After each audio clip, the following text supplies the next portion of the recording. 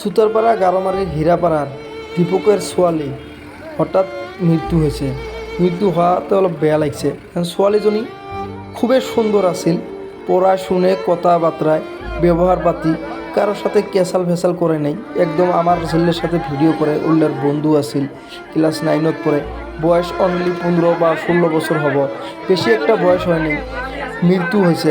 ভাই আমরা বহুত মানুষের দেহে বেড়াচ্ছি, কোনো হিন্দু ছোৱালী যদিও হিন্দু হয়, মুসলমান হিন্দু সবাই মিলিয়ে একসাথে আমরা মরাটা দিলাম।